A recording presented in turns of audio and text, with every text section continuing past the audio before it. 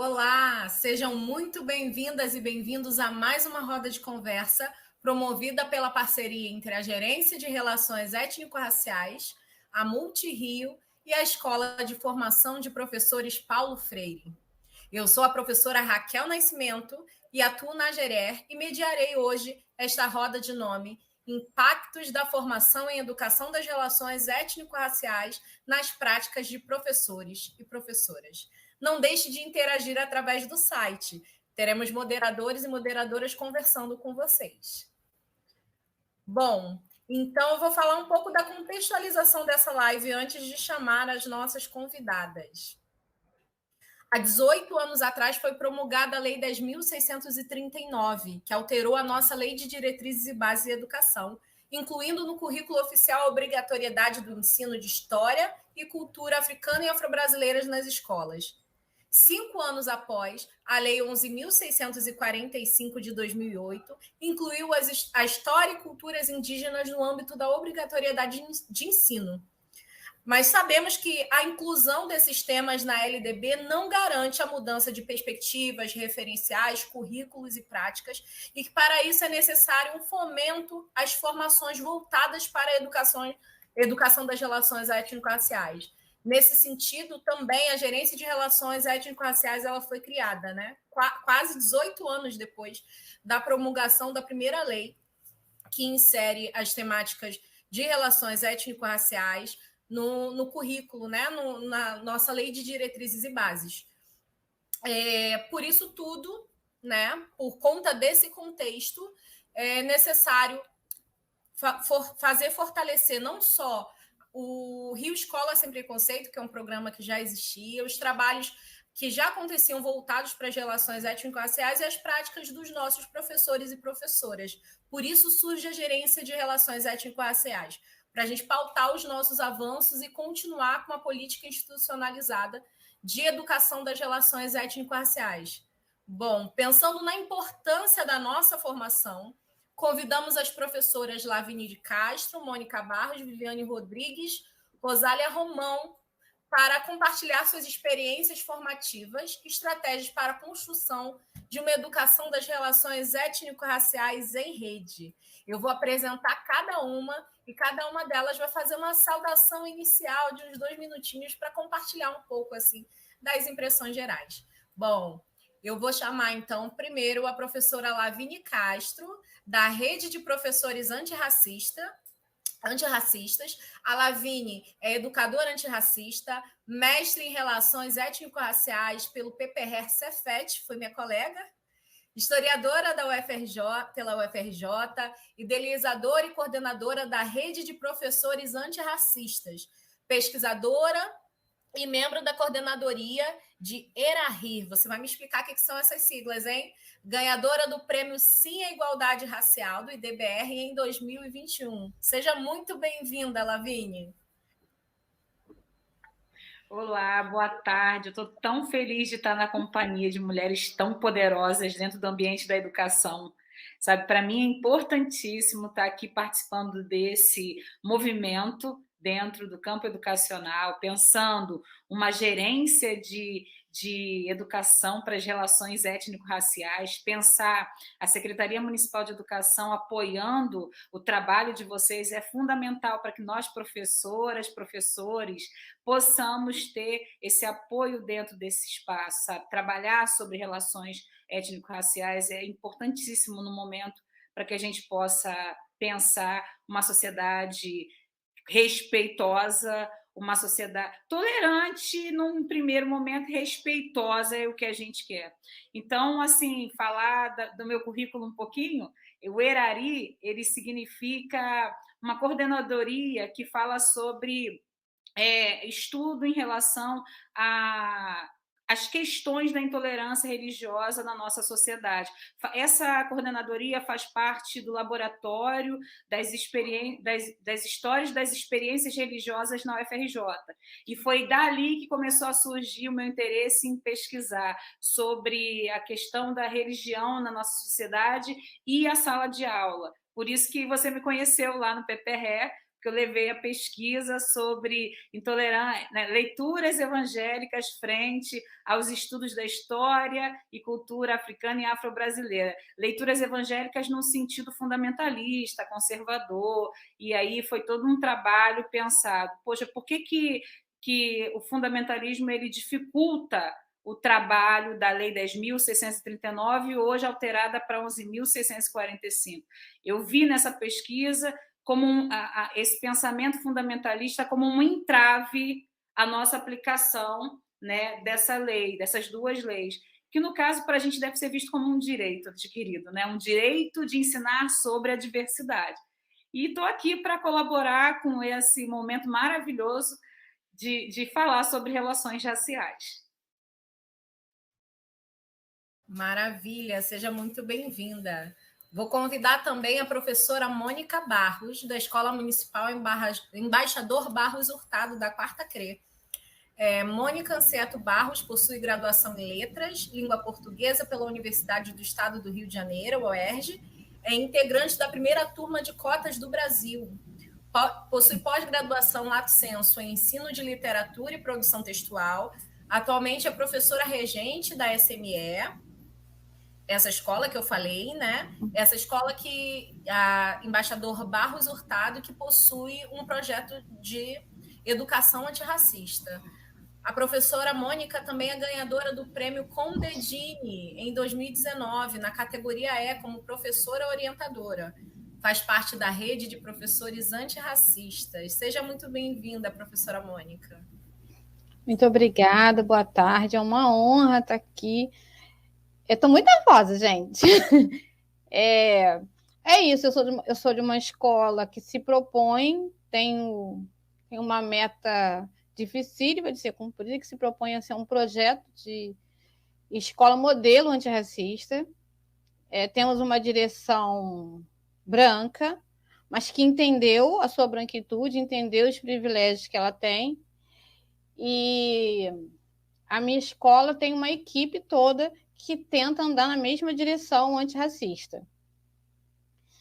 É uma honra estar aqui com a Lavínia, uma honra estar aqui com vocês. Só tem eu de língua portuguesa, todo mundo de história. É um prazer. Muito obrigada pelo convite. Muito obrigada por ter aceitado, professora Mônica. Bom, agora eu vou chamar também a professora Viviane Rodrigues, da Escola Municipal Tobias Barreto, da Terceira CRE. Viviane Rodrigues é professora da Rede Municipal de Educação do Rio de Janeiro, formada em Pedagogia e licenciada em História, especialista em História da África e do Negro no Brasil, pela Universidade UCAM, em Educação das Relações Étnico-Raciais, pelo PENESB-UF, e mestre em Relações Étnico-Raciais pelo Cefet. Estudamos na mesma instituição, que bacana. Integrante do coletivo de professores antirracistas Agbalá. Aí tem um arroba do Agbalá aqui, @Agbalá Coletivo. Ela é idealizadora do projeto pedagógico antirracista HQ da Tia Vivi. @HQ da Tia Vivi. Sigam lá, gente, no Instagram. Muito bacana, viu? Eu sigo, acompanho. Tem propostas maravilhosas. Recentemente, ela conclui residência de professor pesquisador do projeto Expresso Educação no MAN, Rio de Janeiro. Seja bem-vinda, professora Viviane. Olá, boa tarde, bom dia, boa noite. Quero agradecer de estar aqui, quero pedir desculpas, minha voz não está muito boa, estou saindo de uma gripe, já fiz teste, não é Covid, está tudo bem. Eu queria me apresentar como uma mãe, né? Eu sou uma mãe que, num evento ocorrido com o meu filho, eu viro uma leoa, né? Eu vou buscar, na verdade, estudar sobre as relações étnico-raciais para reeducar o meu filho para as relações étnico-raciais. Então, o meu primeiro passo foi bem do ponto de vista familiar. E, como professora, obviamente que isso ia escorrer para o meu lado profissional. Então, eu gosto sempre de dizer que todos os meus impulsos, ele, em primeiro lugar, vem enquanto essa mãe, né? Porque hoje ele está um adolescente e eu continuo fazendo movimentos para que ele possa crescer com a sua autoestima trabalhada, possa crescer orgulhoso e possa crescer um militante, né? Porque, na verdade, a gente estuda, a gente conhece a história e a gente deseja que eles continuem, porque essa luta ela não tem data de validade. A gente está sendo continuidade, né? Tem uma galera que veio atrás e a gente está aqui continuando a empurrar essa engrenagem, e o meu desejo é que mais pessoas possam entrar para esse grupo de pessoas que estão empurrando a engrenagem, né? Então, hoje, o Projeto HQ da Tia Vivi, que está lá no Instagram, está no YouTube, e estou estreando hoje, tá, com um blog. Um blog HQ da Tia Vivi também. E eu tenho dialogado, né, com professores, tentado dialogar com educadores, principalmente, para tentar sensibilizar sobre a temática racial, né? Sobre a importância da gente não só pensar nesse cumprimento da lei, né? Eu tenho pensado muito nisso. Eu acho que é uma responsabilidade social e que a gente precisa se inteirar, entender mais sobre as nossas relações raciais, para que a gente possa entender não só os privilégios, mas as profundas desigualdades que precisam ser sanadas, precisam ser resolvidas na nossa sociedade, e todo mundo faz parte disso, né? Então, eu quero agradecer ao convite, estou muito feliz de estar aqui, e é isso, vamos conversando. Maravilha, professora Vivi. Agora, eu vou chamar para compor o nosso time a professora Rosália Romão, que atualmente está nas Escola Municipal Marechal Pedro Cavalcante e a Escola Eduardo Rabelo, ambas na 10ª CRE.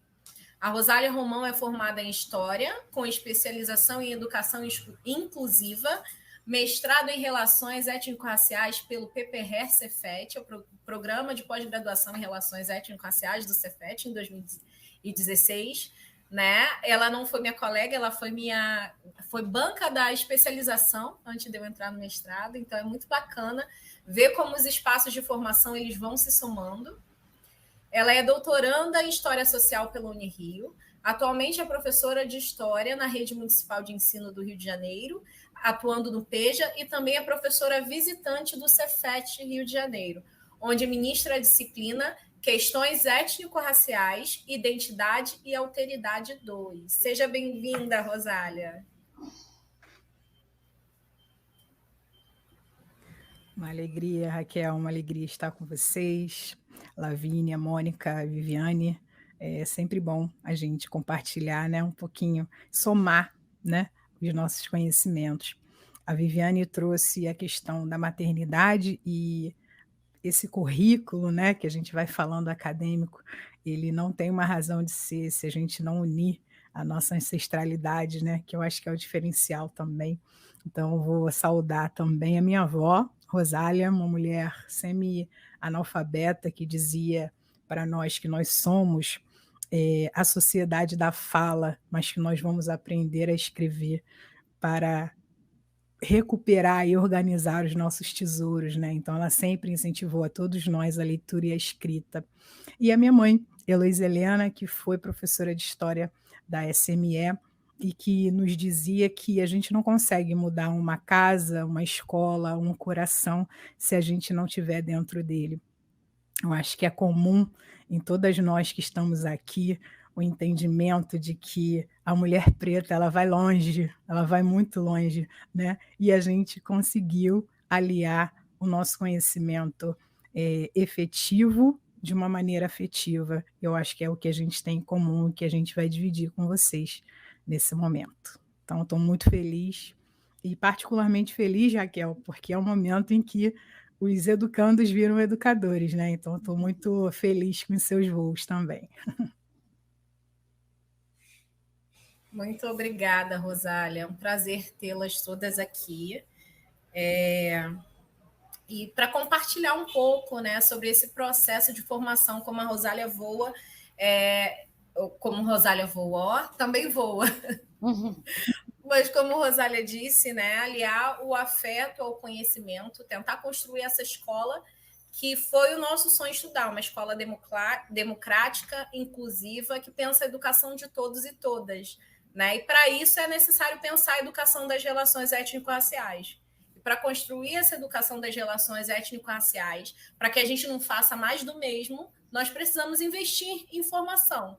Seja formação inicial, seja formação continuada, seja formação em nível de pós-graduação, enfim, mestrado, doutorado, mas é necessário investir em formação, assim como essa que vocês estão assistindo aí agora. Então, a gente pede para vocês colocarem no chat dúvidas, sugestões, ideias, comentários, e falar um pouco de que formação para as relações étnico-raciais vocês tiveram, que formações vocês têm buscado. Vale falar das formações que a Gerer tem promovido, mas também é interessante a gente saber de outras por aí, combinado? Vamos aguardar vocês colocarem no chat. E aí eu vou contextualizar um pouco das perguntas, né? A ideia é que são 3 perguntas básicas durante o nosso diálogo, podem surgir outras, especialmente a partir do que vocês falaram, que eu estou anotando tudo aqui. E são 3 perguntas básicas, a gente imagina que cada uma deve levar, em média, 5 minutos para responder cada uma delas, e no final a gente traz um tempinho para as considerações finais. Vou ler aqui, gente, que eu fico emocionada, e aí eu me embolo.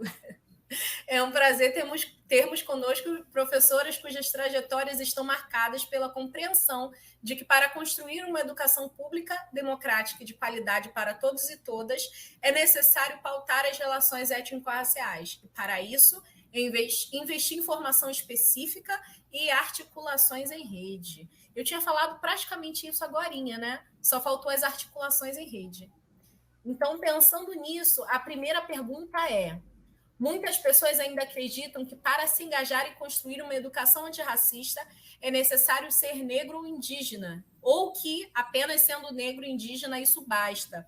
E aí a nossa colega, a Mônica, ela falou da direção que, apesar de ser branca, se engaja numa luta antirracista. Né? A gente traz o entendimento aqui, especialmente a partir da GEREC, todos e todas precisamos nos engajar para construir uma educação das relações étnico-raciais, porque, sendo relações, todos os membros, todos os partícipes da sociedade estão se relacionando e precisam se educar para ter relações mais justas, mais humanas, mais democráticas. Então, nós perguntamos, para vocês, qual o diferencial de uma formação específica para a educação das relações étnico-raciais na trajetória de cada uma? E aí a gente pode seguir a ordem, pode inverter a ordem, como vocês quiserem. Fiquem à vontade. Se for seguir a ordem, sou eu.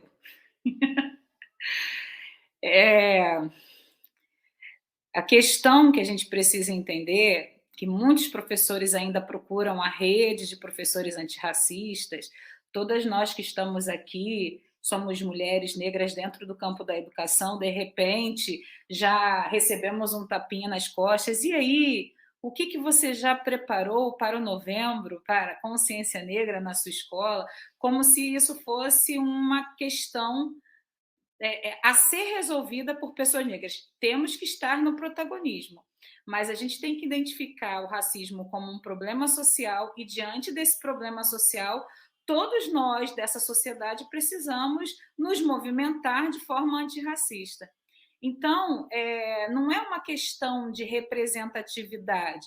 Precisa existir uma questão de representatividade positiva, sim, mas não pode ser uma questão de representatividade, porque se o racismo é um problema social, a gente tem aí, né, um fenômeno a ser resolvido por todos nós. Aí eu me lembrei muito do livro da Djamila, Lugar de Fala. Não é uma questão de representatividade, é uma questão social a ser resolvida. Então, quando a gente tem uma formação voltada para as relações étnico-raciais, isso nos dá, então, uma possibilidade de ter consciência do problema e agir contra o problema. Não é uma questão do negro ou da negra estar ali na sala de aula atuando contra o racismo, como se fosse uma questão, como se a Lei 10.639 fosse uma questão dos negros. e a Lei 11.645 fosse uma questão dos povos originários. Não, essas leis estão aí para ajudar a refletir os problemas que nós temos na nossa sociedade, fruto dessa história de racismo que vem se constituindo a longo prazo. Então, se hoje a gente tem uma formação voltada para as relações étnico-raciais, isso nos auxilia a compreender essa sociedade e transformar essa sociedade. Infelizmente, o que nós temos ainda acompanhado por muitas pesquisas e relatos de muitos professores é que essa formação acaba não sendo obrigatória, acaba sendo uma formação, quando acontece no meio acadêmico, acaba sendo uma formação optativa. Então, lá uma vez ou outra, um professor libera uma disciplina como essa no meio meio acadêmico, e aí acaba que algumas pessoas que se sentem ligadas a essa temática procuram e se formam. E aí aquele grosso dos formandos daquele semestre, daquele ano, não pegam essa disciplina para estudar. E aí não fazem parte daquele momento da sociedade de discussão sobre os nossos problemas.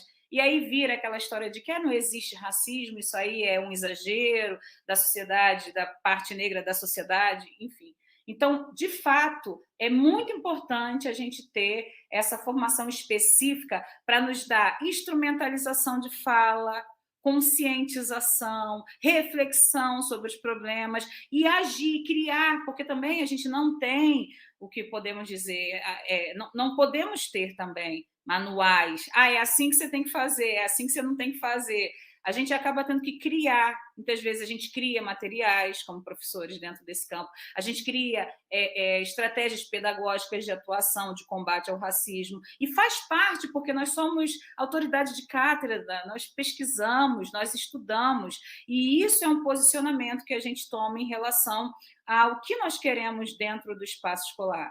Então, o posicionamento em identificar o problema do racismo, a procura de estudar sobre isso, porque a gente não teve, e agora a gente está tendo essas formações, e que bom que a Gerê está aí, junto da Secretaria Municipal de Educação, para promover essas formações para as relações étnico-raciais, porque a gente, até então, não podemos dizer que todos os professores formados que vão para o magistério, que vão para a sala de aula, que eles passaram por uma educação antirracista, porque eles passaram por uma educação para as relações étnico-raciais. A gente ainda não tem esse tipo de formação. Tanto é que a gente está aqui procurando formar de forma contínua um pensamento antirracista através de estudar as relações raciais.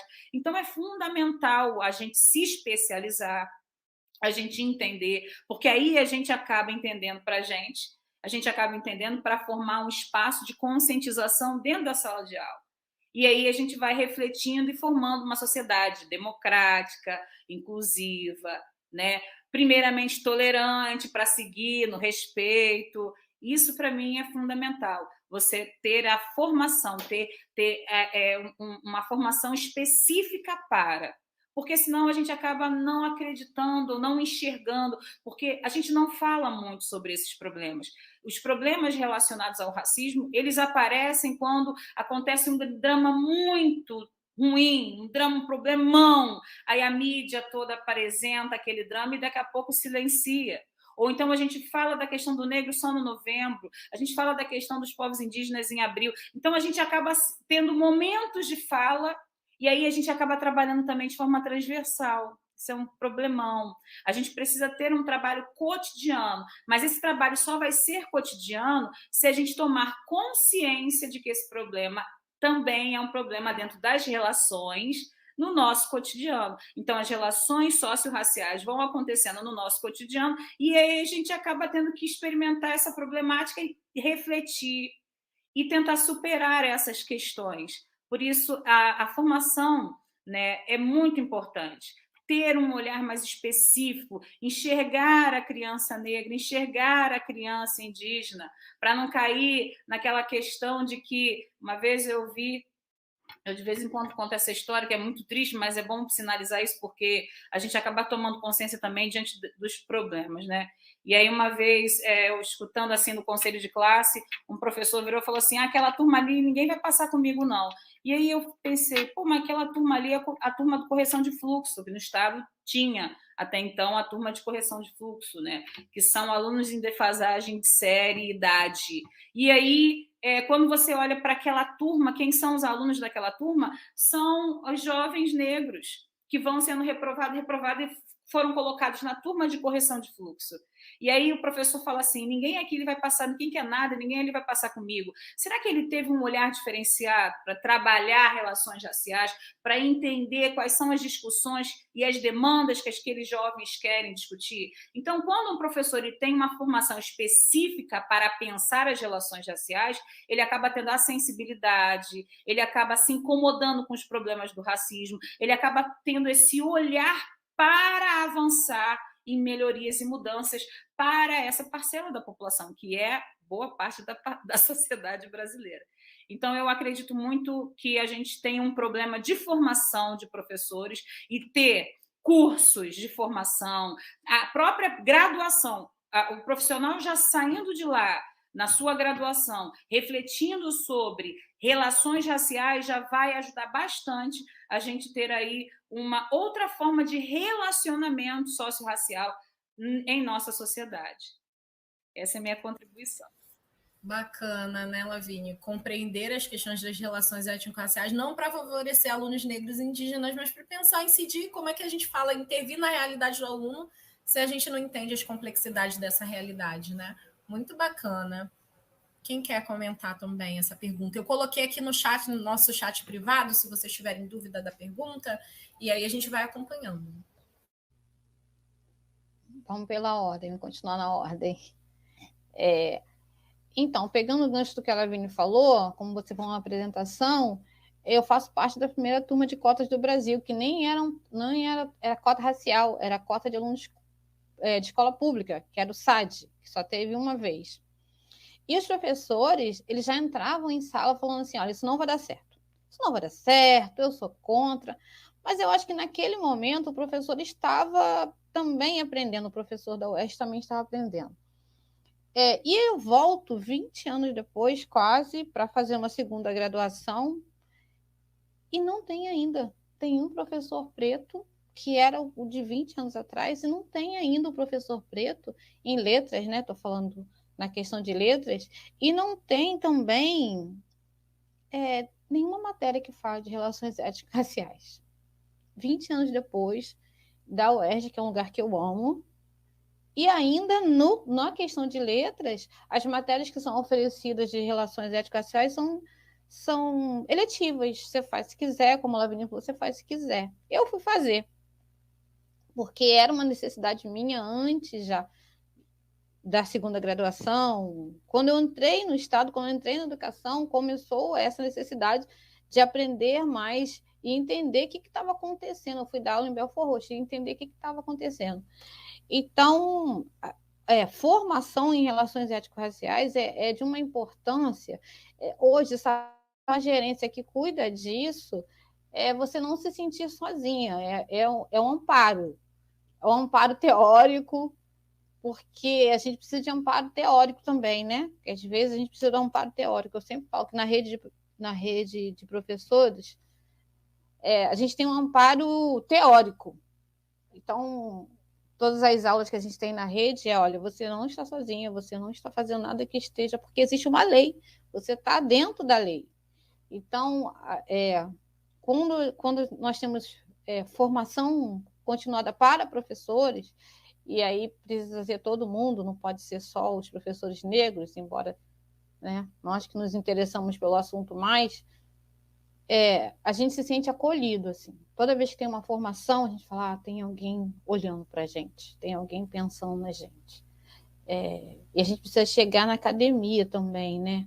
Eu acho que é uma questão, o professor preto, ele precisa chegar na academia. Eu acho ótimo que a gente hoje esteja no ensino fundamental, que é a base, e eu aprendi a amar o ensino fundamental 2, aprendi a amar o 8º, 9º ano, porque a gente consegue fazer com que as crianças reflitam, mas hoje, olhando para a universidade, para a UERJ, que eu acho que é uma universidade bem colorida, que dá de verdade a questão da inserção, e a gente ainda não tem professor preto, e a gente tem nenhuma matéria em letras e de relações étnico-raciais, porque letras, né, língua, linguagem, está diretamente envolvido com racismo, e a gente não tem ainda. É muito importante que se tenha mesmo. É isso.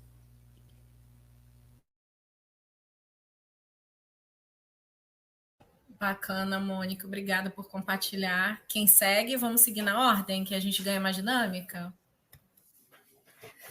Oi, sou eu.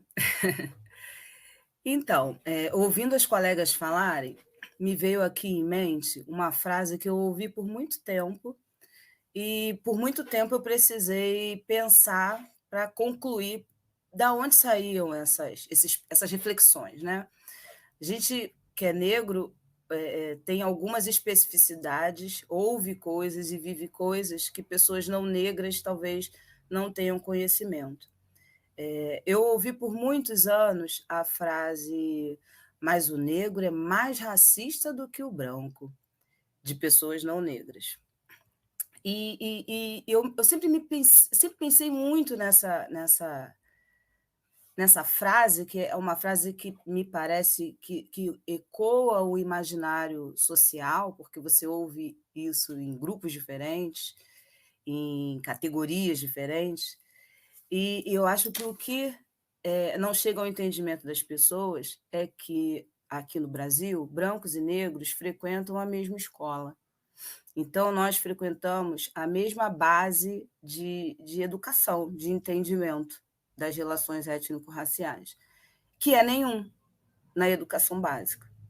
A gente pensa que a Lei 10.000 ela é de 2003, eu me formei no ano de 2005, a lei já estava vigente, eu fiz pedagogia, eu não ouvi falar sobre ela, e no ano de 2010 eu terminei história, e eu também não ouvi falar sobre ela. Eu fui conhecer a Lei 10.000 pós-graduação, aliás, pós-graduação. E aí eu me pergunto como que a gente pode ficar com essa demanda, com essa exigência social de que nós sejamos os conscientes, né? Se, a princípio, as pessoas que estão detendo os poderes, né? Quem está à frente das direções, quem está na sala de aula, em sua maioria, é a população não negra. E eles também desconhecem e por muito tempo, se negaram a discutir sobre as relações raciais.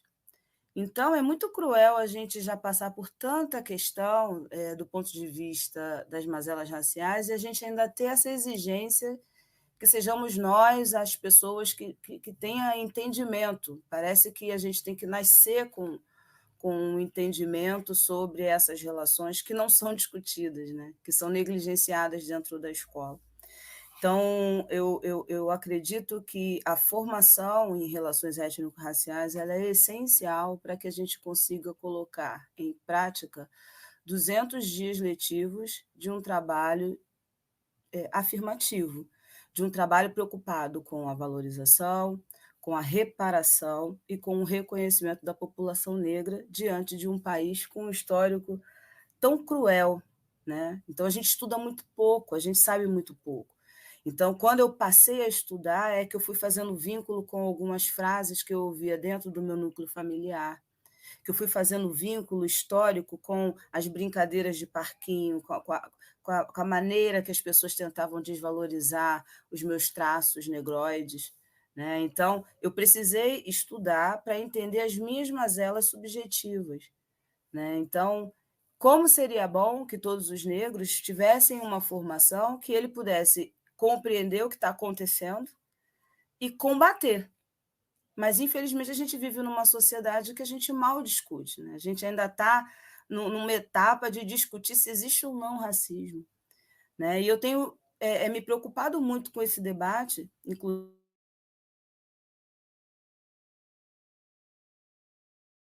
Gente, eu acho que travou a Vivi, a professora Viviane.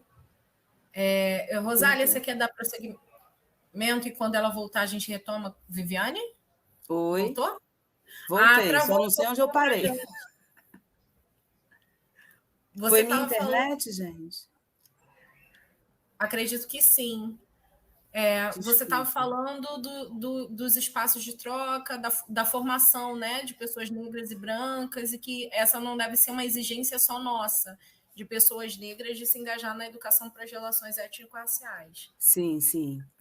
E a gente está numa sociedade em que a gente tem essa demanda de estudar sobre isso, né? A gente ainda está discutindo se há ou não racismo. A gente ainda está numa fase de se reconhecer racista, né? Eu fiz essa semana uma enquete lá no Instagram do Projeto HQ da Tia Vivi, com 2 perguntas: se você reconhece que há racismo no Brasil e se você se considera racista. Foi uma reprodução de uma pesquisa que foi feita no início do século, né? Foi em 2000, e o resultado da pesquisa não mudou.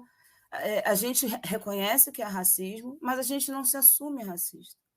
Então, a gente precisa evoluir para esse lugar de entender que somos racistas e que a gente precisa eliminar essa ideologia, essas ideias, né, do nosso comportamento e acreditar que é somente através da educação. Então, eu creio sim que é a partir de uma formação que será possível que a gente consiga, de fato, levar para os nossos alunos, desde a educação infantil até o ensino universitário, essa compreensão do que é o Brasil, do que o Brasil tem feito para um determinado grupo étnico-racial, e o que a gente precisa fazer, né? A gente precisa sentar e discutir quais são as providências, enquanto sociedade, que a gente precisa tomar para caminharmos para um caminho de maior equidade.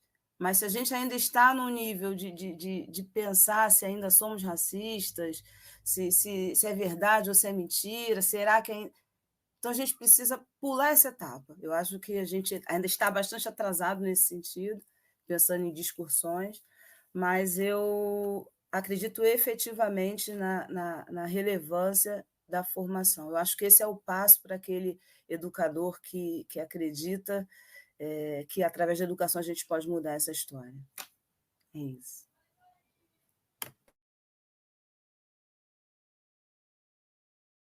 Rosália? Muito bom. A gente só fica aprendendo, né? Eu estudei em uma escola particular em Padre Miguel, chamada Curumim. Eu e os meus 6 irmãos. E muitas vezes nós éramos os únicos negros da sala de aula. E era uma escola que nós recebíamos visitas anuais dos povos originários, nós aprendíamos cânticos africanos, cânticos indígenas. Os professores mais queridos, né, por nós eram os professores negros, a conselheira da escola era uma mulher negra, e de uma certa maneira eu me sentia acolhida. À primeira vista, havia essa sensação de um acolhimento, sensação de um pertencimento. E eu fiquei na escola do jardim ao 3º ano do ensino médio. Quando eu entro na faculdade de História, a minha primeira surpresa é nenhum colega meu ter tido qualquer conhecimento dos povos indígenas e africanos, né. Eu entrei na UFRJ antes da lei. E foi um susto muito grande, né, como não conhecer, né, como não saber, de uma parcela significativa da nossa história. E eu me senti tímida demais dentro da UFRJ. E, na verdade, a timidez nada mais era do que o silenciamento, né, provocado pelo racismo, a negação, né. E também observei, né, lancei um novo olhar para o meu espaço escolar, entendendo que tudo que era realizado no Curumim, embora houvesse uma boa vontade, ainda era bastante realizado baseado na exotização, né, dos corpos indígenas e africanos e afro-brasileiros. Então entro para dar aula no estado, e encontro uma turma completamente diferente da minha turma, né, o inverso, 90% dos alunos no espaço escolar eram pessoas pretas. E eu comecei a fazer uma série de dinâmicas com esses alunos. Eu fiquei assim muito empolgada em ser a professora que eu nunca havia tido, né? Mas eu não conhecia nada, não sabia sobre teorias, eu não conhecia quem estava falando sobre o assunto. E uma noite, uma segunda-feira chuvosa, na Escola Estadual Venezuela, em Campo Grande, um professor muito bacana, muito querido pelos alunos, sempre com seu bermudão e com seu equeté na cabeça, sua barbinha branca, passou pela minha sala e falou: "Você está assistindo alguma coisa, um curta?" E eu estava assistindo Vista a Minha Pele, do Joel Zito, com os alunos. E ele falou: "Posso trazer os meus alunos?" Eu falei: "Mas é claro, professor."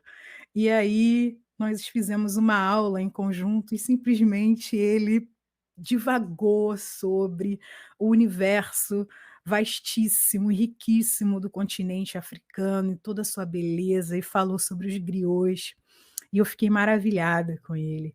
E ao final da aula, eu fui agradecê-lo, emocionadíssima, e ele disse: "Rosália, a educação de jovens e adultos é uma mulher preta. Espero que um dia você entenda." E me levou para a biblioteca da Escola Venezuela, me apresentou alguns livros, eu li alguns livros, um deles era do Ney Lopes, e no início do livro, Ney Lopes agradece a esse professor, que é o professor Amaury Mendes Pereira, que foi assim a grande chave para que eu realmente acessasse esse universo vastíssimo, que, como a Lavínia falou, a palavra diferencial é instrumentalização, né? Quando a gente acessa a educação das relações étnico-raciais, quando a gente acessa os conceitos, a gente acessa as teorias, a gente fica instrumentalizado para poder lidar com todas essas questões que nos circundam. E a minha irmã, Natália, que também fez o mestrado em Relações Étnico-Raciais no Cefet, um dia nós estávamos conversando e ela falou: "É muito bom quando tudo que a gente sente tem nome, né? É muito bom quando tudo que a gente sente e vive tem nome." Essa instrumentalização da educação das relações étnico-raciais faz a gente entender as máscaras sociais de branqueamento que a gente usa, o alisamento do cabelo, né? Que são as peles negras em máscaras brancas de Frantz Fanon, né?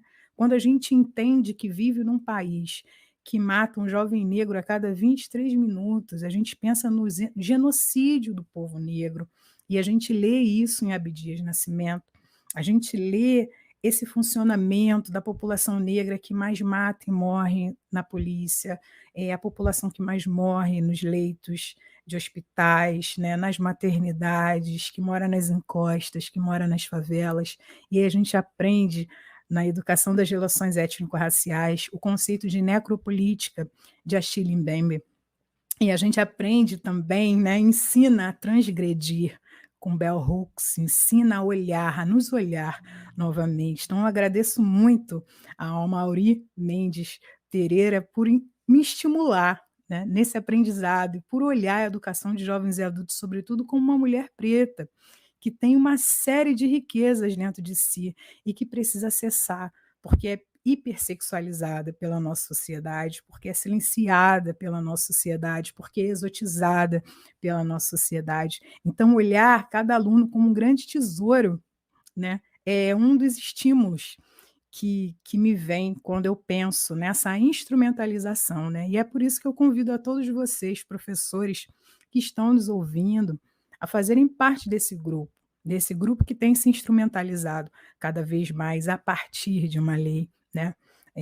A Mônica falou sobre o apoio das suas escolas, e tanto na Pedro Cavalcante, com o diretor Walter, a diretora Esther e a coordenadora pedagógica Maísa, quanto na Eduardo Rabelo, com o diretor Alain e com a coordenadora orientadora, né, professora orientadora Denise, há esse espaço para a gente falar dentro da escola, né? Há essa ação protagonista, e a gente precisa que as direções cheguem cada vez mais perto, né? Porque há uma lei que nos fundamenta.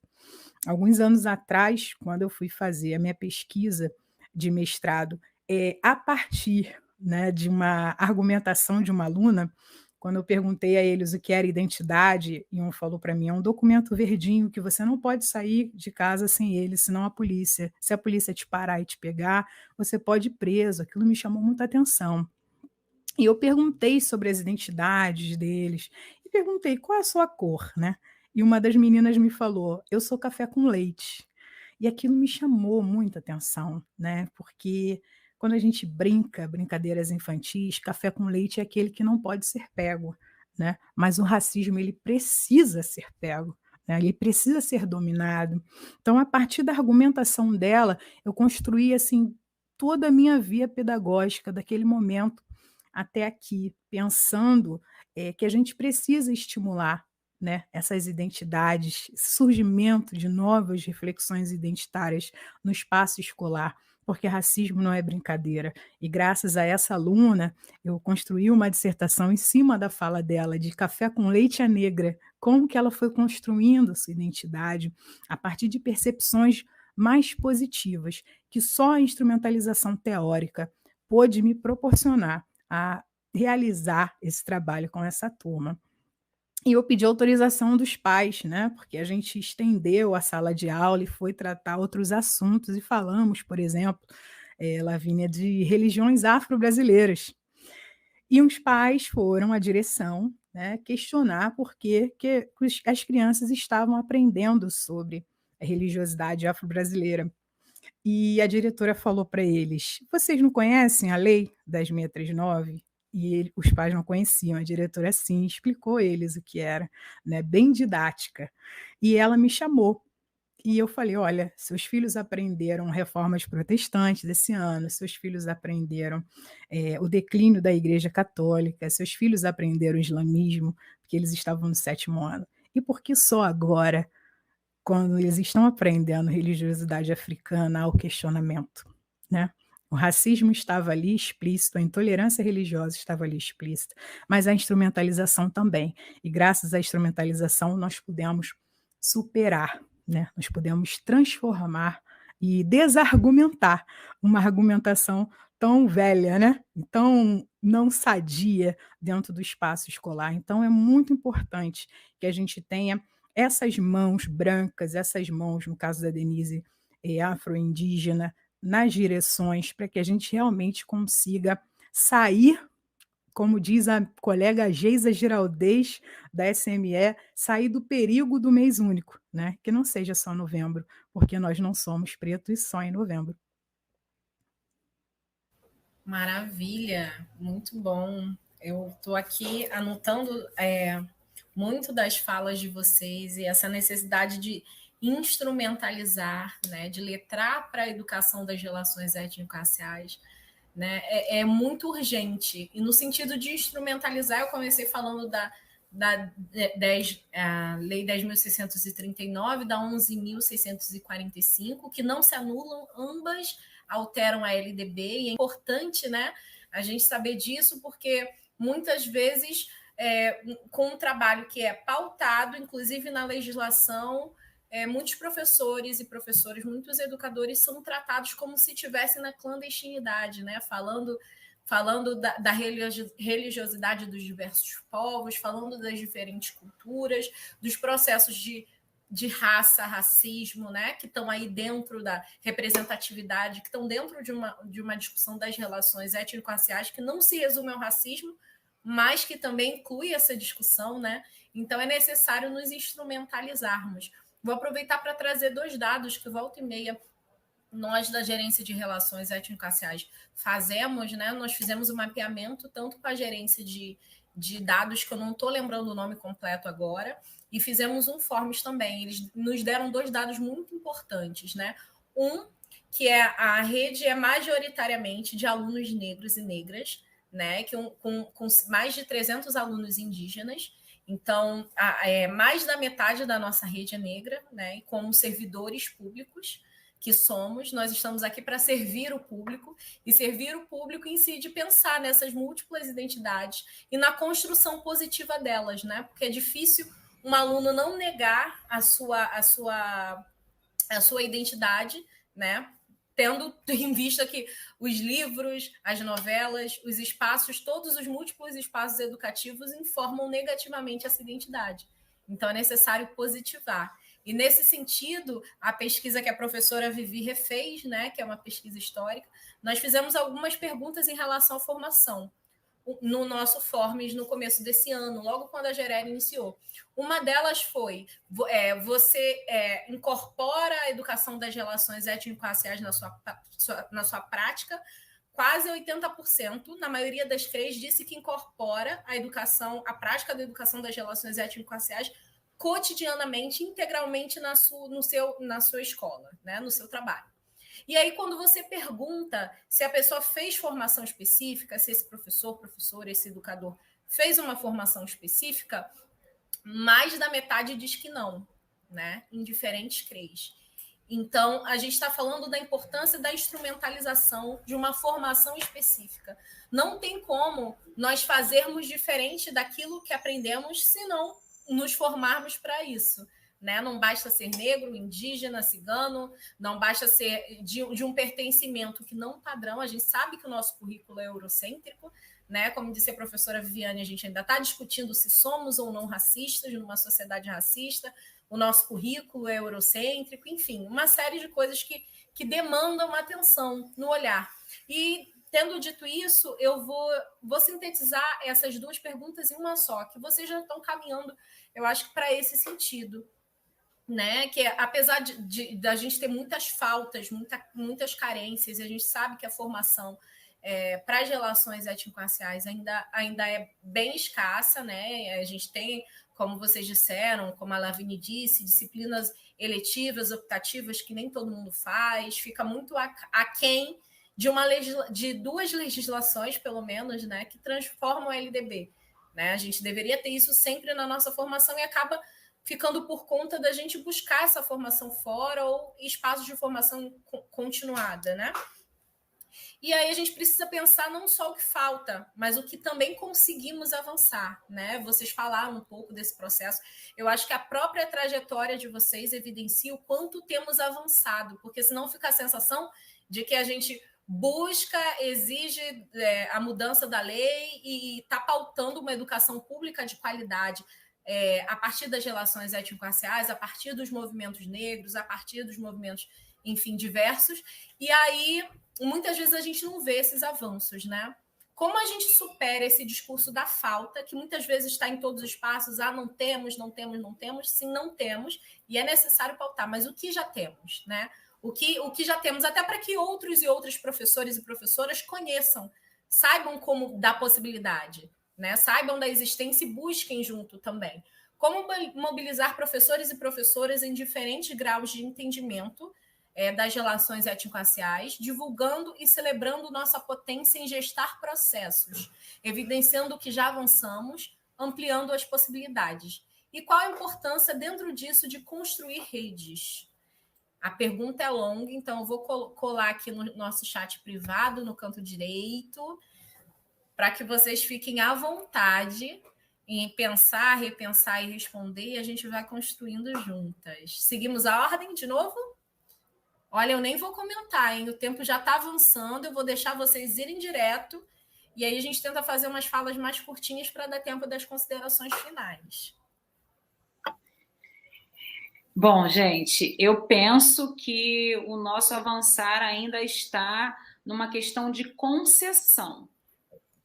O que se pode fazer, o que as escolas apoiam.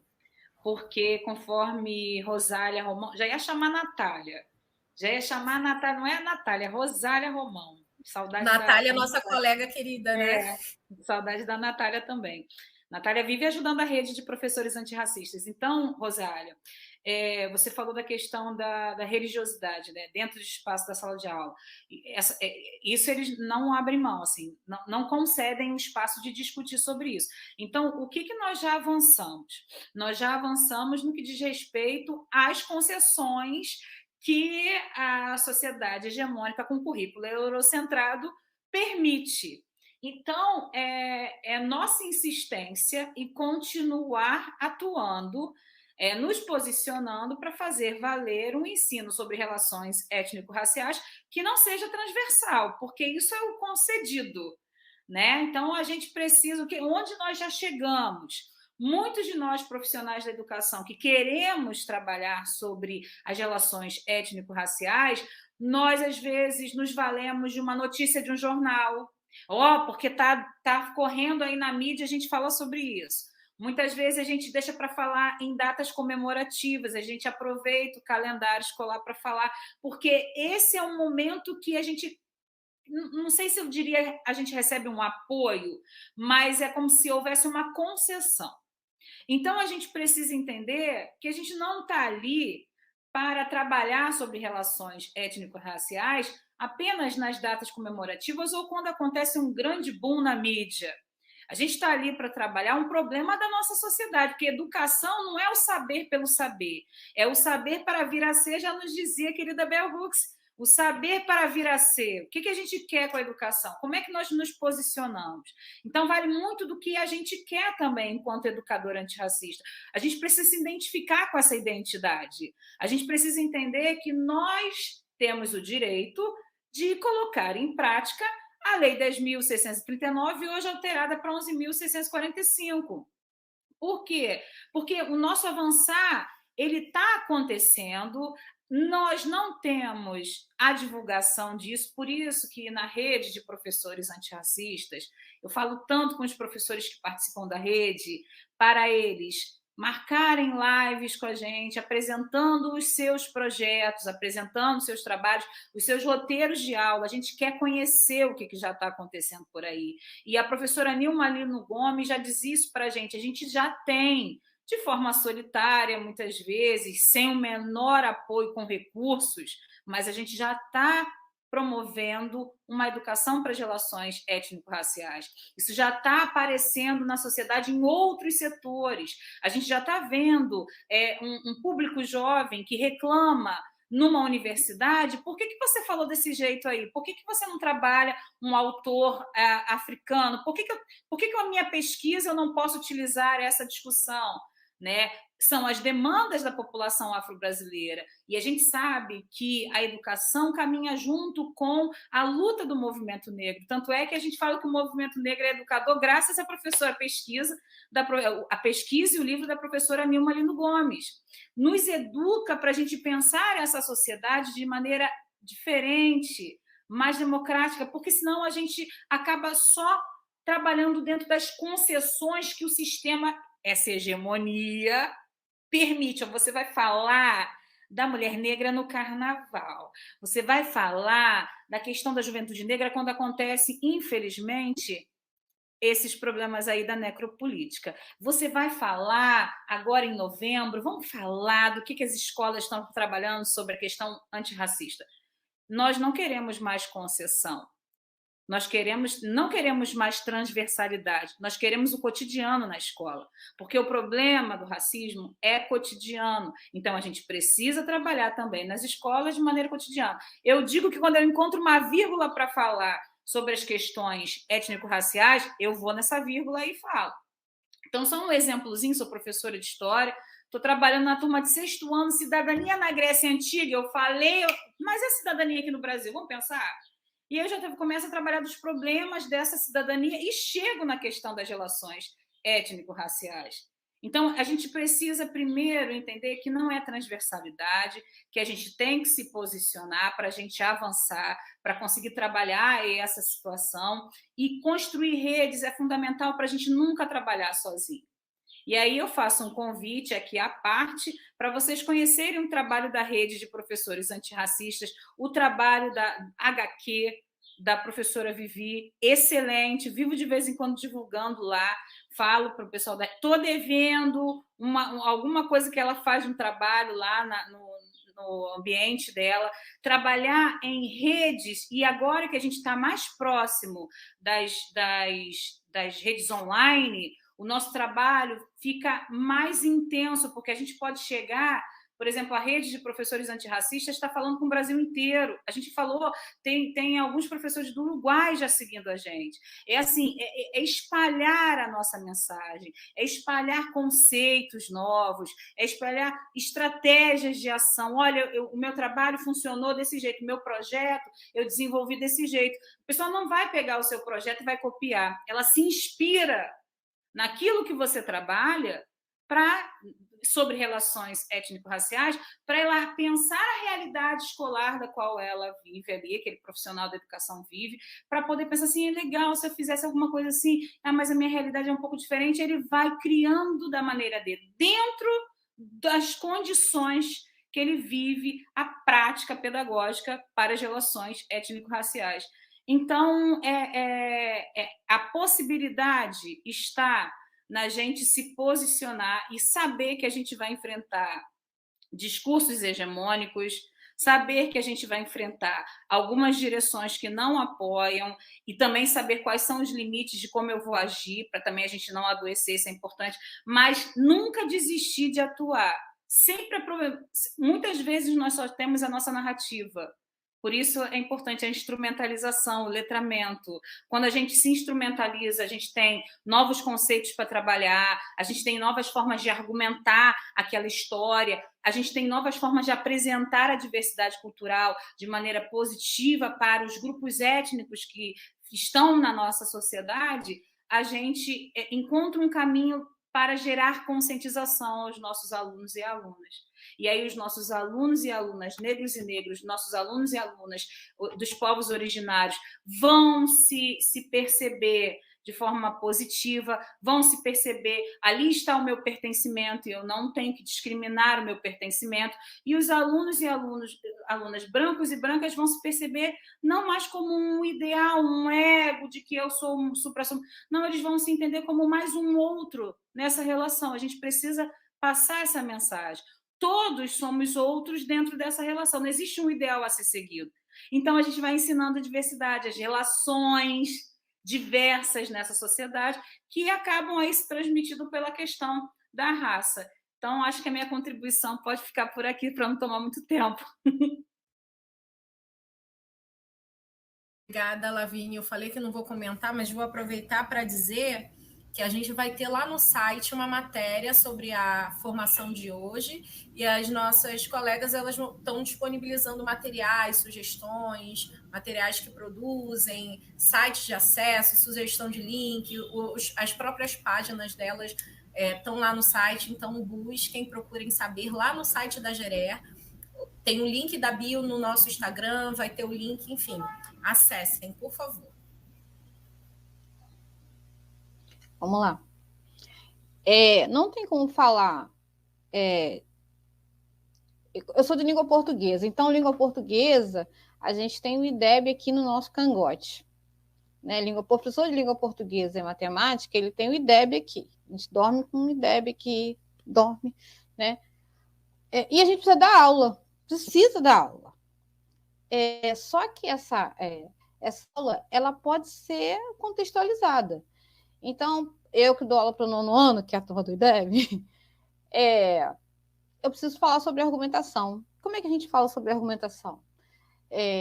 Tem uma matéria que é intertextualidade. E aí eu coloco o funk do Silva e coloco o Chico Buarque, né? Porque a escola tem que ensinar aquilo que o aluno não sabe, partindo do que ele já sabe. Então, eu parto do funk do Silva e a gente chega até o Chico Buarque. E aí eu pergunto, qual a cor do Silva e do guri? E as crianças imediatamente falam, ele é preto. É preto, professora. Os dois morreram. Preto, com certeza. Isso não pode ser só em novembro. Né? Isso não acontece em novembro. Não, isso tem que ser o ano todo. Porque esse aluno, que é um esforço da escola, ele precisa saber que aquele ali é um espaço que ele pode falar. Eu gosto muito de debate, quem me conhece sabe que eu gosto muito de debate oral, gosto muito da oralidade, e não está numa idade competitiva, então a gente dá assuntos que estão dentro da grade, que eu não posso fugir, porque eu tenho que cumprir a matéria, eu preciso dar aula, preciso da matéria, mas esse é um assunto normal na nossa vida. Eu não posso dar uma matéria, eu não posso dar uma aula que não faça sentido para o aluno. E não faz sentido para o aluno de 9º ano que mora em Cordovil. Eu falei isso semana passada, né? A gente lê A Moreninha com guerra em Cordovil. A escola não pode estar descolada da realidade do aluno. A gente precisa colocar a vida, os muros da escola precisam ser quebrados. E dar fala, dar voz para esse aluno, deixar que eles falem, eles se sentem pertencentes àquele lugar. Aqui eu posso falar. Aqui é um lugar que eu posso falar. Não tem IDEB. Não vai ter IDEB se esse aluno não se sentir parte daquela comunidade, daquele lugar em que ele está. O IDEB está diretamente ligado a uma escola que cuida dos seus alunos, que a minha escola, 65% de alunos pretos e pardos, autodeclarados, e ele tem que sentir que aquela escola é dele. Ele tem que sentir que aquele ali é um lugar que ele pode falar. Então, assim,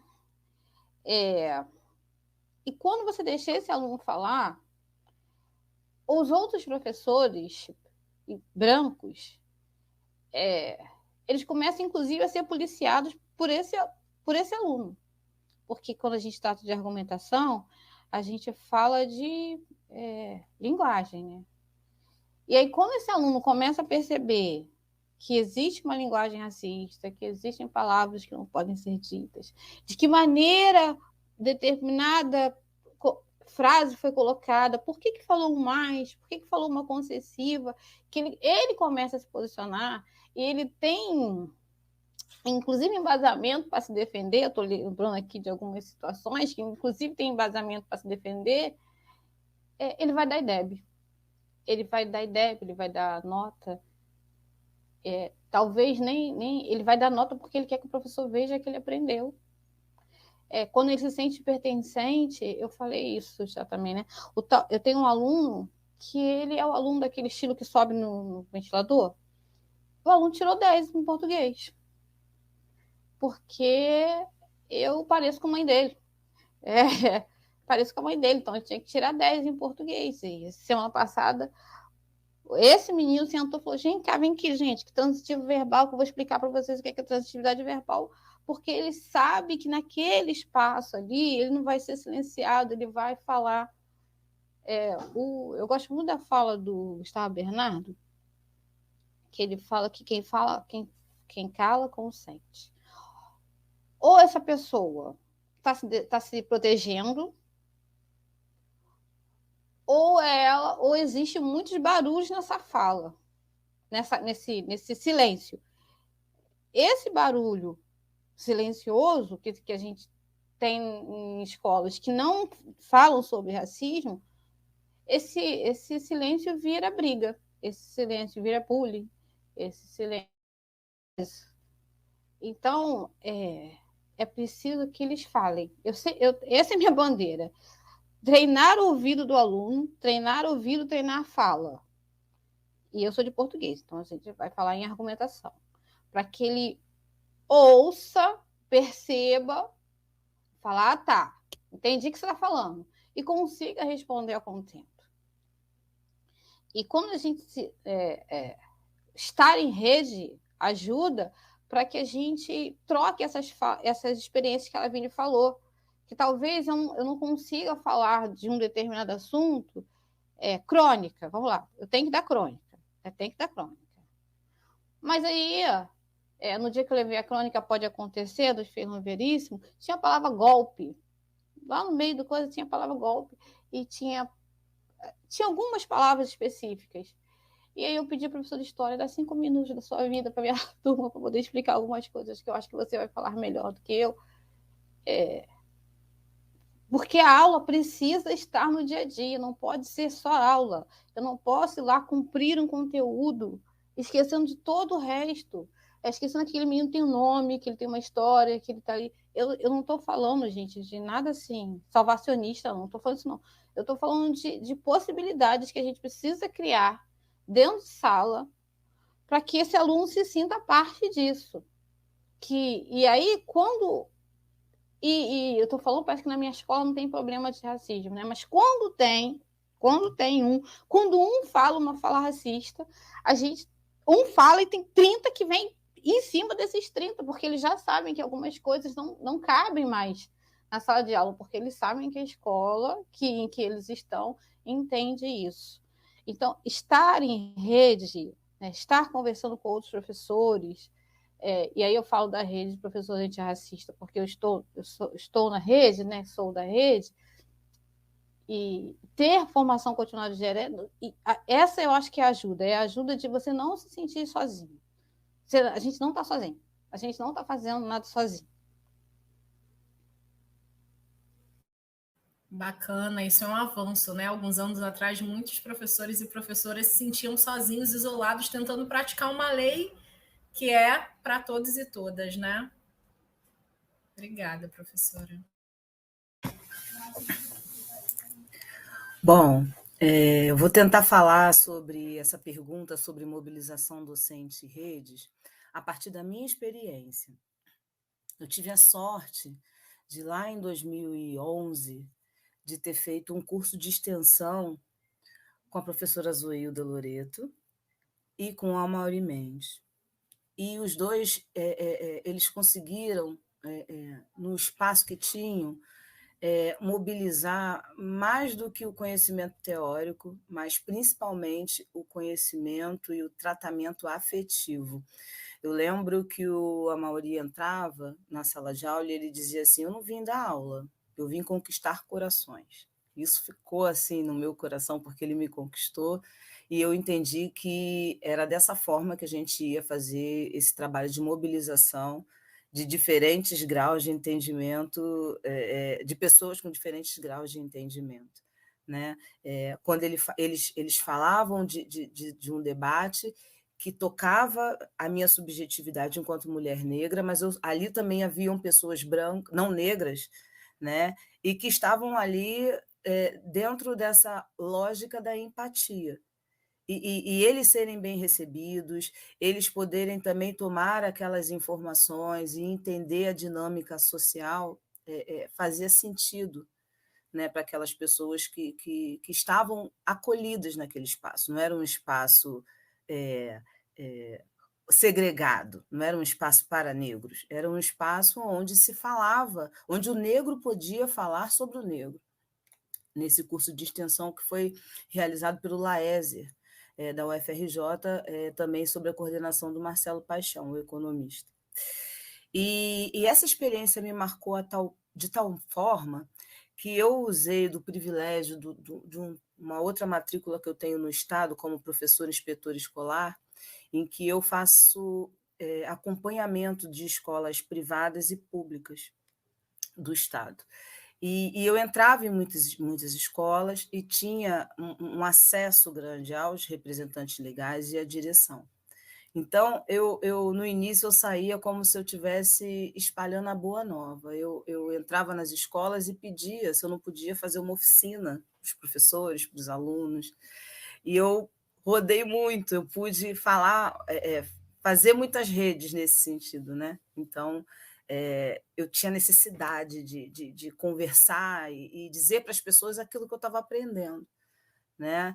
E aí a vida foi trazendo outras demandas, essa caminhada, meus pés já não conseguiam alcançar, e eu lembro de eu ter feito um blog, porque eu instauro um projeto chamado Recriando Olhares em Prol de uma Consciência Negra. Outro dia eu fui retomar esse blog que eu fiz há 10 anos atrás, eu nem sabia mexer direito nessas coisas, mas eu estava tão mobilizada, eu queria que as pessoas tivessem acesso às coisas que eu estava descobrindo. E até abri aqui, ele está lá. Está lá com algumas informações, está com algumas discussões que eu fui travando naquela época. E trazendo para 10 anos depois, nesse meu movimento com a HQ, as histórias em quadrinhos, né, da Tia Vivi, ela surge no ano passado, diante da pandemia e do trabalho remoto. E eu estava muito angustiada no final do ano, porque eu não estava conseguindo trabalhar efetivamente o que eu trabalho na sala de aula.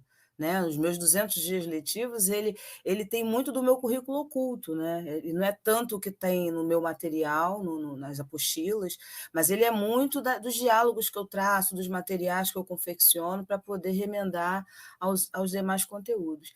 E a SME ofereceu uma live, uma formação de histórias em quadrinhos. Então, eu assisti essa formação, aprendi a usar a ferramenta do site Pixton, e ali eu comecei a fazer as primeiras histórias, as primeiras tirinhas. E eu falei, gente, já que eu vou testar, eu quero testar com alguma coisa que, no futuro, no ensino presencial, eu pudesse fazer uso. Então, eu começo a criar histórias que falassem sobre relações raciais. Então, eu sou a personagem, né? O avatar da Tia Vivi sou eu. Eu coloco o meu filho, porque são diálogos que acontecem no âmbito da família, e o meu marido. E ali a gente vai dialogando sobre vivências do dia a dia, sobre a notícia do rapaz que foi espancado no dia que entrou numa loja no shopping, e os seguranças acharam que ele estava roubando, e ele estava trocando o relógio, enfim, com nota fiscal e tudo mais. Então, eu pego esses eventos e vou criando histórias. Essas histórias eu usei no novembro do ano passado, falei, então, pelo menos eu vou ter dentro da minha sala de aula, eu vou virtual, né? Porque ano passado nem o Rio Educa a gente ainda tinha. A gente estava trabalhando pelo WhatsApp, né, com as turmas. Eu trabalhei com a minha turma, mas o tempo inteiro pensando, gente, esse material que eu sinto falta no meu dia a dia podia ajudar outros professores. Aí eu encaminhei pelo WhatsApp para alguns grupos que eu tenho de professores, e algumas pessoas acharam bacana, perguntaram se podia usar. Eu falei, gente, botei aí para usar. E o retorno foi tão bacana, as pessoas, né? Pô, legal, passei para um outro grupo que gostou, quer saber se pode usar. No final, eu fui descobrir que a rede de Duque de Caxias tinha recebido o material e tal. E aí, alguns outros amigos começam a me mobilizar. Vivi, faz um espaço, né, no Instagram para poder isso ir para mais gente e tudo mais. E eu já estava cansado, final do ano passado estava bem pesado, né? A gente estava destruído com tantas notícias ruins, com tantos problemas do ponto de vista pedagógico, a gente não estava dando conta, né, de conseguir uma busca de fato que fosse ativa para recuperar os alunos que estavam com zero acesso. E em janeiro eu começo a criar novas tirinhas, né, já descansadinha daquela primeira quinzena de férias, e eu crio a página HQ da Tia Vivi. E no final, eu comecei a perceber que eu já estava começando a produzir quadrinhos que eles eram sim para os alunos, mas eles também eram para os professores. Muito pensando justamente nesses professores com diversos graus de entendimento. Né? Então, eu começo a construir histórias em quadrinhos com gatilhos, sabe? Com algumas pegadinhas para o cara pensar a partir daquele diálogo instaurado. Então, a minha fé naquele momento era justamente poder chegar a mais pessoas. Né? É um material para a minha turma, com certeza, né? Mas eu investi esse ano de 2021 em construir um espaço virtual e um material que eu chamo de material pedagógico, porque eu acredito que as tirinhas elas podem ser usadas não só dentro do conteúdo de língua portuguesa, mas para que qualquer professor que queira tratar de um determinado assunto, ele entre com a tirinha e desenvolva os demais conceitos. Então, entendendo que os professores, que os educadores que estariam ali na página poderiam não ter um domínio, né, do debate, do conteúdo, então eu resolvi realmente fazer dessa página um projeto pedagógico. né? Que é quando eu começo a também colocar sugestões, sugestões de atividades, sugestões de material, sugestões de evento, de curso. Então, eu tenho proposto essa mobilização de professores, pensando em diferentes graus de entendimento, para que as pessoas possam ter a oportunidade de se aproximar, mas de forma afetiva. E eu acho muito interessante porque eu vejo muitas pessoas virem comentar, e aí às vezes eu dou uma olhadinha no perfil, eu vejo que são pessoas que não são negras, né? E eu acho isso muito bom, né? Deles entrarem nesse meu espaço e se sentir acolhido, se sentir no direito de fazer pergunta, de trazer questionamento, de me convidar, às vezes, para poder falar com um grupo deles. Então, eu acho que eu tenho trabalhado nesse sentido, de fazer essa mobilização para pessoas de diferentes graus de entendimento. E falando da importância de construir redes, hoje eu preciso falar que estar aqui tem um grande empurrão do coletivo de professores antirracistas Agbalá, né? Porque foi a união de professores que estavam sozinhos nas suas salas de aula, solitários, chateados, com uma série de situações que acontecem, né, no longo do cenário pedagógico, que às vezes inviabiliza o seu trabalho, né? Mas que eram sujeitos que viviam as mesmas dinâmicas e a gente pôde se fortalecer, né? E aí eu acredito que a força e a vontade de trabalhar nessa perspectiva, de sair do meu espaço de sala de aula, da produção das tirinhas que a princípio foi feita para a minha prática, né, dos 200 dias letivos, ela se expande por conta desse meu entendimento da relevância de uma rede, né? Uma rede de apoio, uma rede de trocas, uma rede de pessoas que querem dialogar e percorrer um caminho progressista, um caminho de efetiva transformação. Então, eu acho muito importante, eu acho fundamental. Eu digo que os meus passos hoje têm muita relação com esse fortalecimento que eu consegui adquirir ao longo da minha caminhada. E é isso, eu acho que essa rede que a gente está fazendo aqui também ela é elementar, né, para que outros professores, outras redes também possam começar a dialogar sobre isso, né, começar a trabalhar a partir de comissões. Eu acho que isso também dá um outro rumo para as ações, né? Eu acho que as escolas precisam, dentro dos seus núcleos, né, das suas unidades, estabelecerem grupos de estudo, grupos de pessoas que possam extrair de teorias, das instrumentalizações que são importantíssimas para um trabalho efetivo e trazendo para esse interior, né, para as nossas discussões, para as nossas formações internas, para as nossas trocas, as nossas angústias, né, do dia a dia. Então, eu optei por fazer essa troca com vocês a partir da minha trajetória, porque eu sou muito feliz hoje, né? Uma vez uma pessoa perguntou para mim: onde você quer chegar com esse trabalho da HQ? E eu falei: não é sobre onde eu quero chegar, né?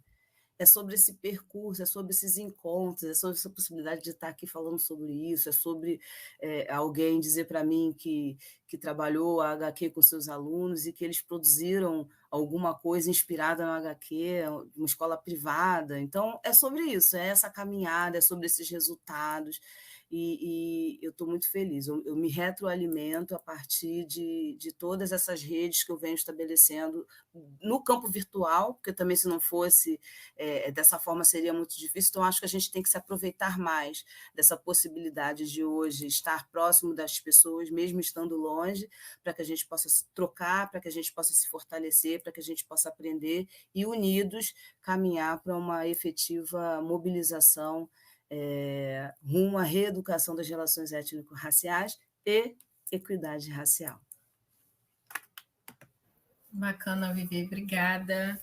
É muito interessante que essas redes elas se sobrepõem, né, e se completam e se transformam. A rede municipal de educação do Rio de Janeiro, né, a gente tem mais de 1.400, nós temos 1.453 escolas, né? É uma rede gigantesca, considerada uma das maiores, a maior da América Latina, né? E essas outras redes de afeto que vão se construindo, encontrar um professor que compartilha a aula, que faz aula junto, como a Rosália falou, como você falou, uma outra formação, e a gente compartilha o material que a gente produziu, isso vai formando e vai informando que a rede está em movimento, né? Que essas redes estão em movimento. Obrigada, Rosália. E aí vou já falar para vocês que a gente está pertinho de acabar. A Rosália vai fazer a fala dela e depois a gente parte para as considerações finais bem rapidinho. Rosália, por favor. Eu acho que as colegas já falaram assim bastante sobre as redes de formação, né, de afeto, de troca, de compartilhamento, e eu gostaria de dizer que o que me move mesmo na rede é o contato com esse aluno que me chega, assim, sempre foi o meu estímulo para ser uma professora melhor, para ser a professora que eu gostaria de ter. Eh, Eles me trazem muito, muito, e eu entendo a sala de aula como presente, né, não só como aquilo que você recebe e se alegra, mas no sentido de presença. É uma potência muito grande. Eu estou professora pesquisadora da Uniperiferias, que também é uma rede de compartilhamento de informações. E dentro da rede Uniperiferias, eu conheci uma teoria chamada pedagogia das periferias, ou potência das periferias, que mostra a riqueza que habita nos nossos bairros, que é a riqueza que habita dentro de nós, né. Então cada aula que eu costumo formular e trocar com os meus alunos e com outros colegas professores, eu chamo de aula encontro, porque é um encontro com os vários eus que nos habitam, né. Eu dou aula para sexto e sétimo ano, além do PEJA. E o PEJA é um fenômeno diferente, porque a gente está ali reconquistando o direito de sonhar com os nossos companheiros de sala de aula, né, com os nossos alunos cansados de um dia de trabalho, tensos, porque são muitos anos afastados do ambiente escolar. Então essa recuperação da capacidade de sonhar, ela tem sido a mola propulsora para a gente fazer uma educação cada vez mais afetiva e cada vez mais de qualidade no espaço escolar. E os alunos de sexto e sétimo ano, a gente trabalha com biografia, a gente quer saber das mães, a gente quer saber das avós, dos avós, a gente quer saber do bairro, a gente quer saber das religiões, né, das religiosidades que os circundam. E a troca é, meus amigos, fantástica, fantástica, é fantástico a gente olhar a sala de aula pelos olhos dos nossos alunos, né. A nossa ancestralidade africana nos diz que nós somos a sociedade da fala, mas nós também somos a sociedade da escuta. Não adianta nada a gente dar voz para os nossos alunos se a gente não der ouvidos para o que esses alunos nos trazem. Então, esse fenômeno da gente compartilhar o conhecimento e trabalhar em rede, ele é fundamental para que a gente se fortaleça, para que a gente enriqueça enquanto sujeitos, né? Enquanto sujeitos da sua própria história. Eu e a minha irmã, Natália, que vem da rede privada de língua portuguesa, nós trabalhamos durante muito tempo, trabalhamos até hoje com codinome Aqualtune, a partir da identidade de Aqualtune, que vem a ser a avó de Zumbi, e que é desconhecida de muitos, inclusive professores de história, nós trabalhamos com as mães dos alunos, com as ancestrais dos alunos, né? Então nós fazemos sessões fotográficas com indumentárias africanas, e os alunos chegam com o ombro curvado e saem com o ombro ereto. Nós levamos mulheres ancestrais e mulheres vivas que dialogam com a história e com a memória do povo brasileiro, como Conceição Evaristo. Nós trabalhamos com as lágrimas de Conceição Evaristo, com a emoção de Conceição Evaristo. Nós trabalhamos com Ainda Resisto, de Maya Angelou, e como é importante a gente conhecer autoras pretas, como é importante a gente dialogar com professores pretos, como é importante a gente refletir que o conhecimento ele se dá em qualquer meio dentro do espaço escolar, né? Por isso que no ano que vem, nós na Pedro Cavalcante trabalharemos com as merendeiras da escola. Faremos uma conexão entre as merendeiras e a alimentação, nutrir e se deixar nutrir, que a gente aprende com a alimentação do candomblé, por exemplo. Então, é um meio da gente trabalhar a sala de aula no cotidiano dos alunos, para que eles se entendam, para que entendam seus bairros, para que entendam a sua história. é isso que a aula é encontro, é isso que a gente tentou dividir com vocês, assim, nesses momentos, a importância da gente trabalhar em rede, para que a gente se fortaleça cada vez mais, para que a gente cresça cada vez mais e desenvolva cada vez mais uma educação antirracista. Muito bacana, Rosália, muito obrigada, né? A sala de aula ela não é uma ilha, né, isolada do mundo. A gente precisa construir redes para fortalecer essa formação. E você falou de dar ouvidos, né, aos alunos, essas biografias, porque os alunos têm fala, né? E será que a gente escuta? Será que a gente escuta essas histórias, essas narrativas? Será que quando a gente faz um trabalho, por exemplo, como a Mônica falou, de crônicas, a gente pega uma crônica que faça sentido naquele contexto, que narre a história? Quando a gente fala da educação das relações étnico-raciais de forma transdisciplinar, é um pouco isso. Não necessariamente eu vou parar um momento específico para falar sobre racismo, mas eu posso o tempo todo trazer elementos, reconfigurar esse currículo, reconfigurar essa formação que eu estou dando também para os alunos a partir da visão da educação das relações étnico-raciais. Que crônica que eu vou trazer, que discussão de elementos matemáticos, por exemplo, eu vou trazer a partir daquele contexto, a partir das relações étnico-raciais, a partir de pensar essa realidade, né? E aí eu vou convidar vocês, eu acredito que todos os professores e professoras receberam através do e-mail Rio Educa, através das suas coordenações, direções, ou acessando do site da Gerer, a agenda Lugares de Fala, que é a agenda da Gerer desse mês, outubro e novembro, fizemos casadinha, né? Porque esse final de ano, mais do que os outros, está super corrido, e traz diversos lugares de fala, são biografias de pessoas representativas de cada coordenadoria regional de ensino, e a gente convida que vocês, educadores e educadoras, também pesquisem que outros lugares de fala, que outras narrativas, que outras biografias interessantes a gente pode conhecer nessa comunidade escolar nessa comunidade em que a escola está inserida, né? E a comunidade existe muito antes da escola. Então, como é que a escola dialoga com isso? Como é que a escola entende essa diversidade e amplia? E para encerrar, eu vou pedir para as companheiras fazerem as considerações finais. A gente pede que não leve mais de 2 minutinhos, porque nosso horário já estourou. E a Carol da Monte Rio está ali chamando a gente no chat. Vamos lá. Olha, eu só tenho a agradecer o quanto eu aprendi com essas professoras incríveis que estão aqui, professoras antirracistas, líderes antirracistas dentro da escola, que promovem conhecimento diferenciado para que nossas crianças negras possam serem ouvidas, serem vistas, né, se sentirem pertencentes daquele espaço. Então, eu só tenho a agradecer e queria trazer aqui rapidamente 3 perguntinhas. Por que ser professor antirracista? Porque a gente tem sede de justiça. A gente quer ser uma ponte para a justiça social. Então, a gente se posiciona em busca dessa transformação dentro de uma escola democrática, né? Como ser um professor antirracista? Estudando. Mas uma coisa que as nossas colegas falaram aqui é saber ouvir, porque essas histórias que essas crianças relatam sobre racismo precisam estar dentro da sala de aula. Essas crianças precisam ser vistas, precisam ser ouvidas. Assim, elas ajudam a contribuir para novas demandas de discussão dentro da sala de aula. Então, por que ser, né? Como ser vou esquecer. Vou esquecer a terceira pergunta. Esqueci. Ih, gente, que branco, deu branco. Mas é isso, gente. Nossa, por que ser antirracista? Como ser? O que faz? O que faz um professor antirracista?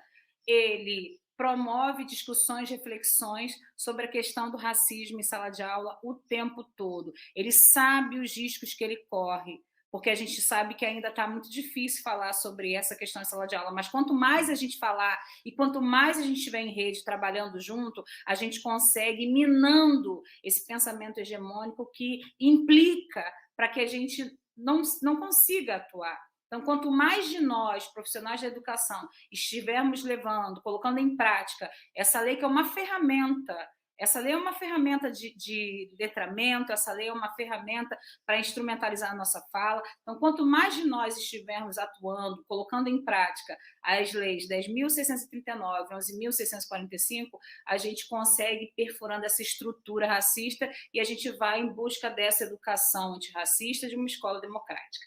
Obrigada, tá, gente? Agradecer. Estou muito honrada de estar com pessoas tão especiais, tão potentes. Agradecer mesmo. É bom saber, a professora Romão falou que ela é feliz, né, professora? Então, nesse momento também, eu sou uma pessoa muito feliz, que eu estou num ambiente escolar que proporciona, né, que tem o objetivo de ser um projeto de escola antirracista e que tem crianças que leem Bell Hooks, tem crianças que leem Flávio Oliveira, tem crianças que falam, eles falam Bebel, para falar a verdade. Outro dia a menina falou, professora, cadê o livro da Bebel? Eu falei, meu Deus, quem é Bebel? Bell Hooks, professora. Eu falei, sim, prima. Então, quando você tem uma escola que te proporciona isso, a gente tem que ser feliz. Quando você tem alunos que devolvem isso, a gente tem que ser feliz.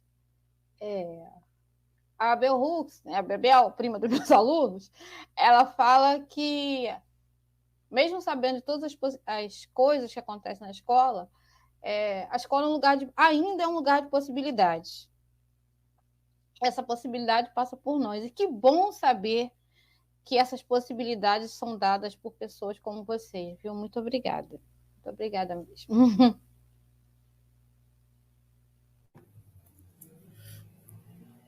Eu fecho aqui minha fala agradecendo ao convite, agradecendo por estar aqui com mulheres potentes.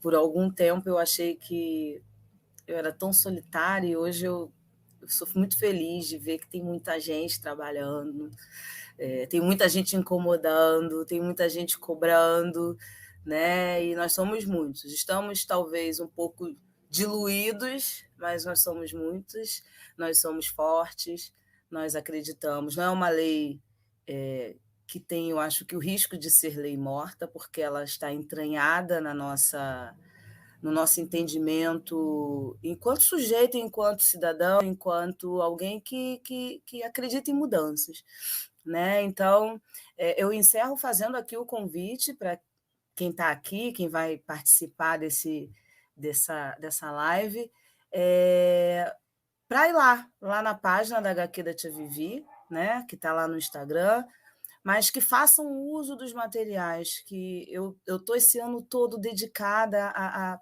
possibilitar que esses materiais fiquem disponíveis para os professores, né? Então, foram as tirinhas que nasceram no início do ano e que eu poderia ter já feito outras, mas eu achei interessante parar e ver de que forma eu poderia compartilhar esse material com os meus pares e com a galera que está chegando e que está querendo também o trabalho. Então, as tirinhas elas foram transformadas em material audiovisual, né? Elas são com a parceria de uma professora da rede, também, da SME, uma mulher branca, que acompanha a página da Tia Vivi, e um dia me procurou e se ofereceu. O que você acha de fazer o vídeo? Eu faço para você e tal. Achei aquilo meio estranho, mas eu entendi que aquilo era parceria, eu entendi que aquilo era gente chegando, gente entendendo que aquele conteúdo era importante. Então, Andresa Bittencourt, professora de arte da Terceira CRE, tem transformado as tirinhas em audiovisual, tem dado voz, né? O meu filho também tem colaborado muito, porque sem ele eu tenho um probleminha com a tecnologia, então é ele que me ampara, né? Então hoje a gente tem lá o YouTube, o canal do YouTube HQ da Tia Vivi, que toda sexta-feira a gente lança um vídeo. São vídeos curtos, é uma coisa que dá para o aluno ter receber no WhatsApp dele, assistir, depois a gente trazer aquilo para um debate. E tem o blog, né, da Tia Vivi, que lá no link da bio da página do HQ você dá para ter acesso, e ele tem lá uma biblioteca virtual que eu fiz com todas as tirinhas e uma revista virtual também. Então, eu transformei as tirinhas em revista virtual com o intuito dos professores fazerem uso pedagógico desse material que eu produzi a princípio para as minhas turmas, mas que eu acho que essa rede precisa dessa corrente, né? Eu acho que é uma grande corrente do bem.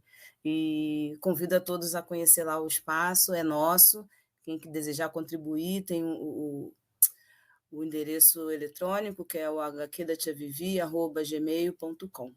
É isso. Um abraço e um bom mês da consciência negra, né? Eu já li algumas coisas dizendo o mês da chateação negra, mas eu quero acreditar que um dia a gente vai ter um mês da consciência negra livre dessas bobagens que a gente ainda ouve por aí sobre as nossas demandas. É isso.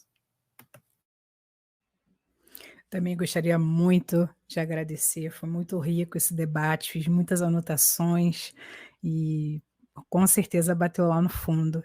E enquanto as professoras estavam falando, eu fiquei lembrando como eu entrei na sala de aula, as primeiras salas de aula, e a emoção veio forte, do quanto eu já me fantasiei em sala de aula de Mulher das Cavernas, de espanhola, de bomba de Hiroshima, de cosplay japonesa, dos instrumentos que eu fui aprendendo, dos livros que eu li, das músicas que eu ouvi, do tanto que a sala de aula oferece, dessa riqueza que a sala de aula oferece no contato com o outro.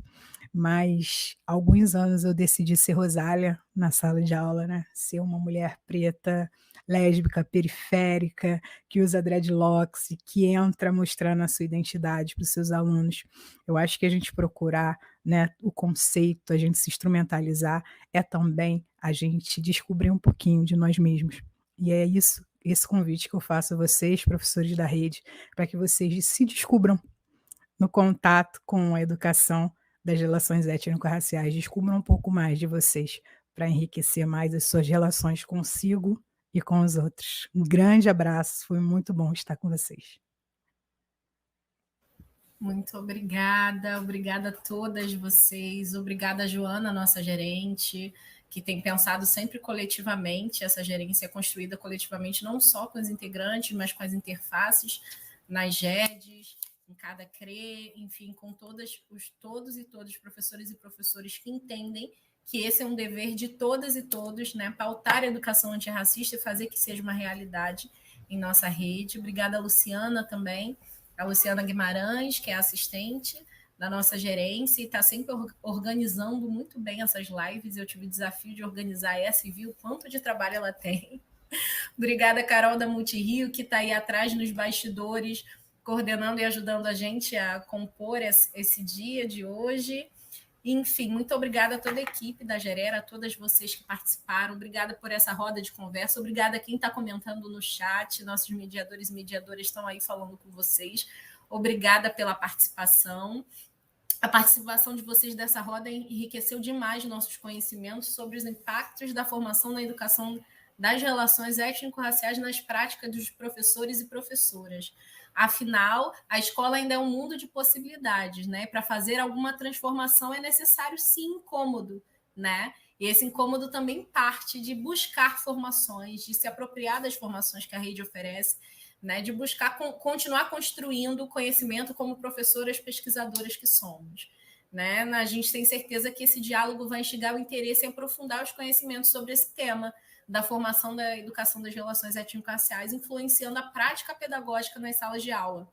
A você que nos acompanhou até aqui, muito obrigada. Essa é a nossa última roda de conversa nesse formato, antes da primeira jornada de educação das relações étnico-raciais, Percursos em Rede, que a Gerer vai realizar com muitas parcerias entre os dias 29 de novembro e 3 de dezembro. Então, não percam, coloquem nas suas agendas, marquem, bloqueiem, que a semana promete ser incrível.